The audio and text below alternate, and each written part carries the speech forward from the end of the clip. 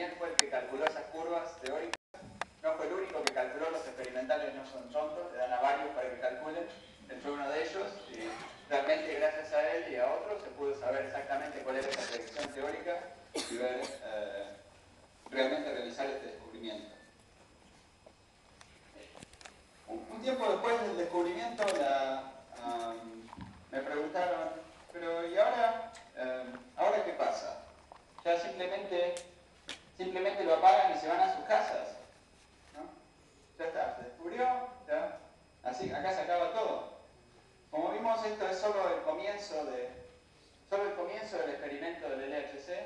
Hay muchas cosas más por descubrir y quizás les contaré ahora qué cosas se podrían llegar a descubrir y qué otras preguntas, cuántas otras preguntas nos quedan en este ámbito. En el futuro inmediato, como ya lo vimos en la charla anterior, vamos a tratar de entender mejor las propiedades del bosón de Higgs. Por ejemplo, cómo decae el bosón de Higgs. Ricardo mencionó dos decaimientos posibles, hay otros que se van a estudiar, si son compatibles con el modelo estándar o no. También, cómo exactamente se produce, si se produce con la probabilidad que uno espera o no. Si hay otras partículas que también se comportan en forma similar al bosón de Higgs. Finalmente, si hay nuevas partículas. Bueno, por supuesto, si hay otros parecidos al bosón de Higgs, ya son nuevas partículas, pero quizás hay otras nuevas partículas completamente diferentes al bosón de Higgs. Pero bueno, lo que aprendimos gracias al anuncio la vez pasada es que esencialmente podemos decir que el modelo estándar parece estar completo. Tenemos esta tablita que ya la vimos en la charla de Daniel, donde ponemos, esta es la nueva tabla periódica, es un poco más chica que la tabla periódica usual, quizás más fácil de entender, los nombres son un poco más raros. Tenemos partículas, las partículas de materia, que se llaman fermiones, y las partículas de las fuerzas y el bosón de Higgs se llaman bosones. Fíjense que el bosón de Higgs no es el único bosón, hay otros bosones. Estas son partículas de spin entero y estas son partículas de spin semientero. Otra propiedad que diferencia los bosones de los fermiones, por eso es que los físicos inventan estos nombres de bosón y fermión. Bose era una persona similar a Higgs que propuso las partículas de los bosones, y Fermi era otra persona. Y estas partículas son partículas que no podemos poner en el mismo estado cuántico, son partículas antisociables. O sea, las partículas, si no se acuerdan nombres fermiones y bosones, simplemente acuérdense partículas sociables como estas y las antisociables. Estos nombres son raros, entonces quizás para ayudarlos a muchos seguramente les parecerían tan raros como los nombres que figuran acá.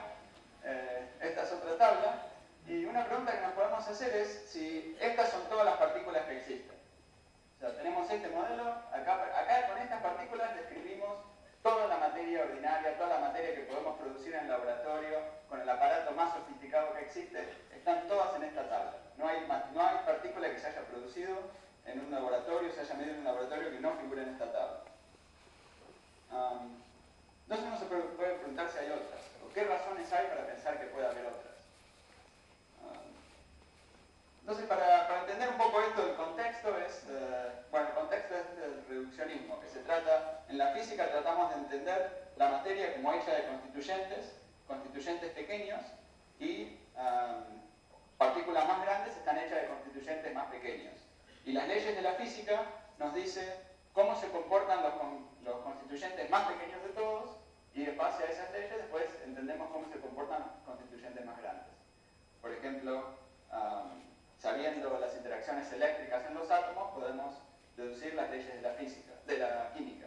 Bases las leyes de la química, podemos deducir ciertas leyes de la biología, y así. Entonces es importante entender cuáles son los constituyentes de la materia. Me gustaría saber cuáles son las leyes más fundamentales de todas. Bueno, ya habíamos visto que teníamos los átomos, después tenemos los núcleos, que están compuestos por protones, los quarks, tenemos los electrones, que hasta ahora no están compuestos de ninguna otra cosa. Y todas estas son cada vez más chiquitas. 10 a la menos 10 es un 0.10 ceros y después un 1. ¿Está bien? 10 a la menos 18, 0 y después... El numerito acá arriba nos dice cuántos ceros hay antes del número 1. Este es el tamaño que estamos explorando ahora con entender si estas pueden estar constituidas de otras cosas o dónde termina toda esta historia. Puede seguir así para siempre, puede seguir que dentro del quark hay otras partículas y después otras partículas y otras partículas y así continuar infinitamente. ¿Podría ser así o no? Entonces la idea es que esto en algún momento se tiene que acabar. Eso es lo que creemos ahora. Que en algún momento se tiene que acabar y la razón por la cual se acaba es que al explorar distancias cada vez más chicas, el espacio-tiempo mismo deja de existir. O sea, uno tiene el espacio-tiempo, esas son todas partículas que viven en un cierto espacio-tiempo. Hasta ahora no hablamos del espacio-tiempo. Pero si las exploramos a distancias sumamente pequeñas, esto es una predicción teórica, que esperamos que a distancias de 10 a menos 35 metros, el espacio-tiempo mismo deje de existir. O sea que esto podría seguir ocurriendo muchas y muchas y muchas veces hasta llegar a 10 a la menos 35. Esa sería una posibilidad. Otra posibilidad es que los quarks y los electrones sigan siendo partículas fundamentales, el bosón de Higgs también, sigan siendo partículas fundamentales y recién cuando llegamos a 10 a menos 35 metros aparece cambian las leyes y hay unas nuevas estructuras de materia, necesitamos algo nuevo. O sea, ciertamente sabemos que el modelo estándar no funciona, definitivamente no funciona a estas distancias. ¿Cuándo se rompe? No sabemos.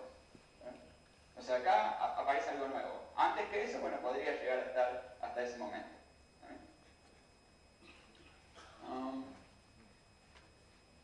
Entonces, como vimos, los choques de altas energías nos permiten estudiar los constituyentes más pequeños de la materia. Y ahora se están estudiando estas distancias de 10 a la menos 18 metros. Y el LHC es este microscopio que nos permite estudiar esas distancias muy chiquitas. Y teóricamente la menor distancia que se puede estudiar de esta manera es esta de 10 a la menos 35 metros. Esta a veces se llama la distancia de Planck.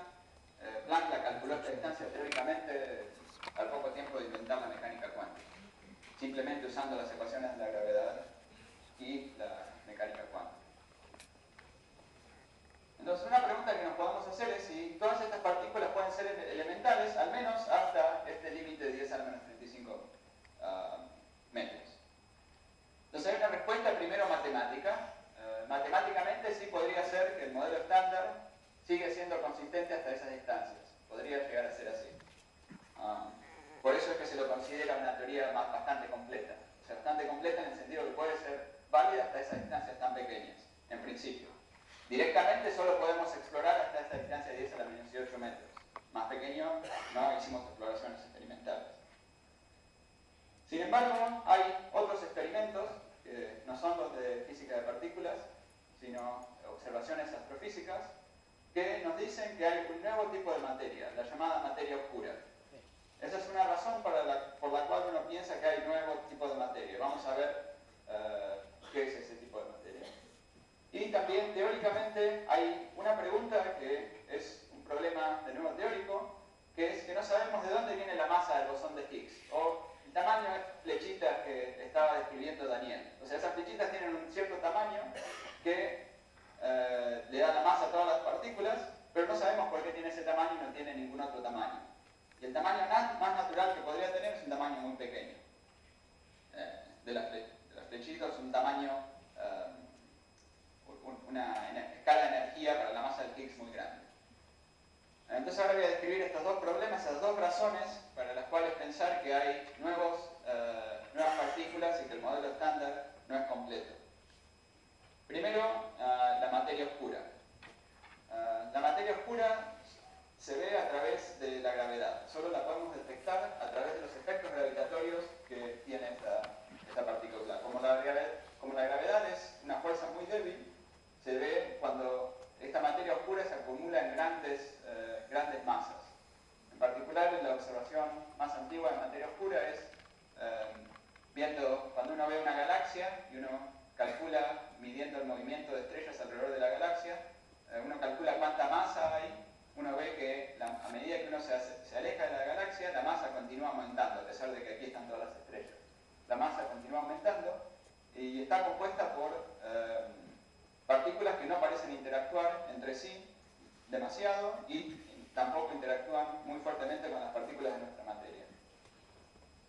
Y si calculamos de acuerdo al peso, el 80% de la materia que está formando el universo es de este tipo de materia oscura, que quizás debería ser llamada materia transparente, no la vemos con ningún telescopio, acá está dibujada negra, pero no, es simplemente algo que uno no ve. Esto de las galaxias no es la única manera de verlos, hay otras maneras de ver los efectos de la materia oscura a través de la cosmología, etc. Pero bueno, es una hipótesis que dice que esta materia oscura está compuesta por nuevas partículas masivas. Estas partículas ciertamente no son partes del modelo estándar, no están hechas de ninguna de las partículas que vimos en esa tabla periódica de los quarks, los leptones, etc., del modelo estándar. Y podría ser que se produzcan en el LHC. Hay distintas teorías para lo que pueden ser estas partículas y de acuerdo a algunas teorías se podrían llegar a producir en el LHC. Según otras teorías no se podrían producir, o sea que puede ser que se descubran. Pero también podrían ser detectadas en otros experimentos y brevemente mencionar, por ejemplo, hay experimentos que tratan de detectar cómo una partícula de materia oscura choca contra un núcleo y excita ese núcleo y después se ven los resultados de esa excitación. O sea que hay otros experimentos directamente también enfocados a medir la materia oscura, es una gran avenida de investigación. Entonces esa es una de las razones para pensar que el modelo estándar no es completo. Hay otra materia en el universo, es la materia oscura. La segunda es un problema más bien teórico, es el problema de dónde viene la masa del Higgs. O sea, las partículas del modelo estándar deben sus masas a interacciones con el campo de Higgs. Y a la masa del campo de Higgs hay que poner la mano. Entonces la masa del campo de Higgs tiene un estatus un poco distinta de las otras masas. Todas las otras masas se deben a números adimensionales, números que no tienen ninguna longitud característica. En la remera que tenía Daniel hay muchos números, una sola escala de longitud, al menos desde el punto de vista de la teoría clásica, que es la masa de Higgs. Y a esa masa de Higgs hay que poner la mano y no sabemos por qué tiene ese valor. O sea, una masa uno la puede transformar de acuerdo a la mecánica cuántica. Una masa es, uno puede pensarlo como un periodo, una energía es como un periodo de oscilación. Entonces es una longitud de onda asociada. Como longitud es una longitud, bueno, mucho más pequeña que las longitudes que vemos normalmente, pero mucho más grande que la longitud esta de Planck, que es a la escala más pequeña de la naturaleza que uno espera. Entonces una pregunta es ¿por qué está mucho más grande que la longitud de Planck? Esa es una pregunta. Y bueno, uno puede decir, bueno, ¿para qué te vas a preguntar por qué es así y ya está? Pero bueno, el problema es que si uno tiene una teoría en donde la longitud esta asociada a la masa de Higgs es mucho más grande y uno calcula pequeñas correcciones a la teoría, pequeñas correcciones cuánticas, esta longitud parece cambiar y la masa del Higgs sería infinita y la longitud sería muy pequeña. Es un concepto un poco por ahí difícil de explicar, pero el tema es que desde el punto de vista teórico es una cosa sorprendente que la masa del Higgs sea mucho más pequeña que la masa de Planck. Sí, el modelo estándar es válido hasta energías muy grandes. Entonces, para tratar de explicar este problema, la gente ha propuesto nuevas posibilidades. Este es un problema un poco similar al problema que se tenía antes para explicar por qué los bosones Z y W tenían una cierta masa. Se postuló luego que existía la masa de Higgs. Ahora tenemos que explicar por qué existe el campo de Higgs. Ahora tenemos que explicar por qué existe el campo, por qué existe esa masa, la masa del bosón de Higgs. Entonces, hay dos posibilidades que la gente ha explorado. Una es que haya nuevas partículas, lo cual sería bueno para el LHC, y el otro es que sea antrópicamente seleccionada. Voy a tratar de explicar estas dos posibilidades. Entonces, en una de ellas, la masa del Higgs podría surgir de interacciones con otras partículas. Algo medio parecido a como las masas de las otras partículas vienen de la masa del Higgs. Pero hace falta para eso nuevas ideas, y una versión es asumir una nueva simetría, que se llama supersimetría. Esta es una versión que a los teóricos les encantan estas teorías, a mí en particular me gustan, y que dice que por cada uno de esos bosones habría también un fermión. O sea, ¿por qué hay unas partículas que son bosones y otros fermiones? Sería mejor que fueran todas iguales, bosones y fermiones. Y al asumir esta simetría uno puede explicar por qué la masa del Higgs es tal que es mucho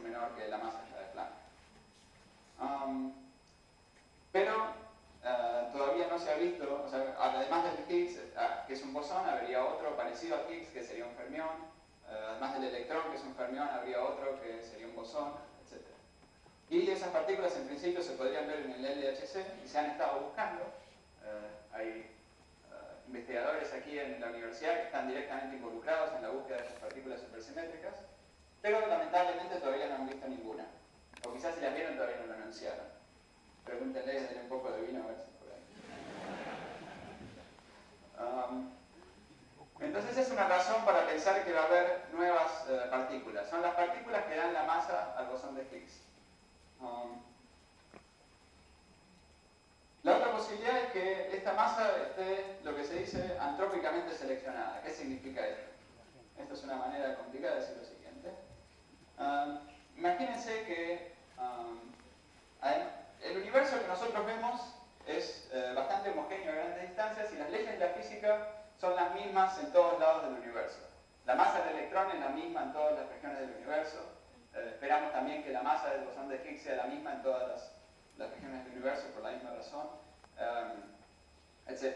Las leyes de la física son uniformes en nuestra región. Pero podría ser que el universo es realmente mucho más grande de lo que vemos y haya otras regiones donde la masa del bosón de Higgs sea distinto. Entonces este es un pequeño diagrama que quiere decir, bueno, nosotros vemos una región aquí pequeña de una parte del universo donde la masa del bosón de Higgs es constante y las leyes de la física son constantes. Pero hay otras regiones donde la masa es distinta. En vez de ser 125 es 300, digamos. Y así. Distintas regiones donde las masas son distintas.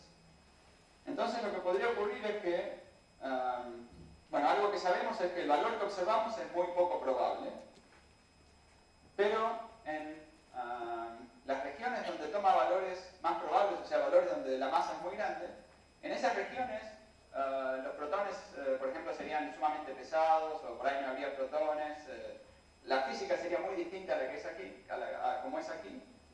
Las estrellas serían, por ejemplo, mucho más chiquitas, tendrían menos componentes, habría menos complejidad, y es posible que ciertamente la vida como la conocemos, o la naturaleza como la conocemos, no sería posible, y podría ser que no sea posible tener vida en esas regiones. O sea, que podría ser que hay un montón de regiones, en la mayor parte de las regiones la masa del Higgs es realmente muy grande, y nosotros vivimos en una región muy particular, pero que también es la región muy particular donde la vida es posible. Entonces eso es lo que se llama la explicación antrópica de algo. Es una explicación un poco vaga porque no sabemos realmente si la vida es o no posible en las otras regiones, etc. Entonces a algunos no les gusta mucho esta explicación, es un poco filosófica, pero es lógicamente posible. Ahora, si esta es la verdadera explicación, esto hace una predicción que dice que no se debería ver ninguna otra partícula en el LHC. Y no solo en el LHC, sino en ningún otro acelerador que se construya en el futuro, que explore la naturaleza de distancias más pequeñas. O sea, que hace una cierta predicción. Bueno, una otra pregunta que se puede hacer es, bueno, esto que se habla de la teoría de las cuerdas, ¿qué tiene que ver con el LHC? Bueno, primero que todo, para los que nunca han hablado, la teoría de las cuerdas es una teoría no experimentalmente comprobada, no es como la teoría del Higgs, que ha sido experimentalmente comprobada, sino es una teoría especulativa por ahora, que describiría la gravedad cuántica y el espacio-tiempo a distancias muy pequeñas. O sea, es la teoría que describiría qué pasa a distancias muy pequeñas. Mucho más chicas que las que explora el LHC. Y si se descubriera la supersimetría, sí sería bueno para las teorías de las cuerdas, porque las teorías de las cuerdas más sencillas que entendemos son supersimétricas. Pero podría ser que la supersimetría aparezca a distancias más pequeñas que las que se pueden explorar con el LHC. El bosón de Higgs es ciertamente compatible con la teoría de cuerdas, puede estar, puede no estar. Bueno, que esté está perfectamente bien. Y bueno, volviendo a este gráfico, vemos que en el siglo pasado, en el siglo XX, se ha estudiado toda esta estructura de la materia. Ahora, en el siglo XXI, se ha descubierto el bosón de Higgs, pero bueno, todavía queda mucho por explorar. Y eso será en el futuro. Tenemos otro experimento que también explora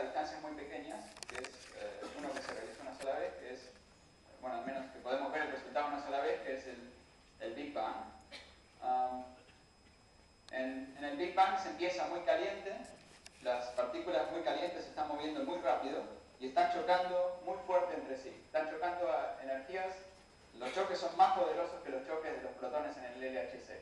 Al principio acá viene el principio. Entonces, pero no conocemos directamente cuáles son las leyes de la física cuando se chocan tan grandes. Para eso necesitaríamos saber las leyes de la física a distancias muy pequeñas. Esa es la conexión con la cosmología. O sea, realmente al explorar las leyes de la física a distancias más pequeñas, podemos tratar de entender mejor cómo fue la evolución del universo a distancias muy pequeñas. O sea, ahora, aquí tenemos, por ejemplo, la época en donde estamos ahora, acá pensando. Vamos hacia atrás, había un momento en que solo había átomos volando por ahí, un gas de átomos. Antes estaba todavía más caliente, los átomos estaban rotos en sus pedazos, electrones y protones, núcleos. Acá hay una parte donde ya estaban los quarks y los gluones libres. Y realmente nuestra experiencia, por lo que conocemos directamente en el laboratorio, al saber el bosón de Higgs, podemos saber cómo era la física en esta región. En la región en donde explorábamos distancias, los choques de la energía, los choques de las partículas tenían energías comparables a las energías que se están explorando en el LHC. Y antes no sabemos, antes es pura teoría de lo que pudo haber ocurrido. Entonces al explorar distancias más pequeñas podemos saber mejor sobre los principios del universo. Por eso es que a veces se menciona lo del principio del universo en este contexto. Otra pregunta que a veces se hace es ¿para qué sirve? ¿Para qué sirve saber todo esto? Que yo sepa, no hay ninguna aplicación tecnológica del bosón de Higgs, ningún teléfono celular mejor. Pero bueno, es una exploración de las leyes de la física, nos permite entender el universo que nos rodea y lo que se hizo fue entender el porqué de las masas de las partículas elementales. O, dicho de otra manera, cómo se rompe la simetría electrodébil, que es fundamental para entender la interacción de partículas. Y la última razón que uno podría dar es una manera de decir algo parecido a lo que dijo Faraday cuando le preguntaron para qué servía la electricidad, que es que en algún momento parece podrán cobrar impuestos por el uso de los Muchas gracias.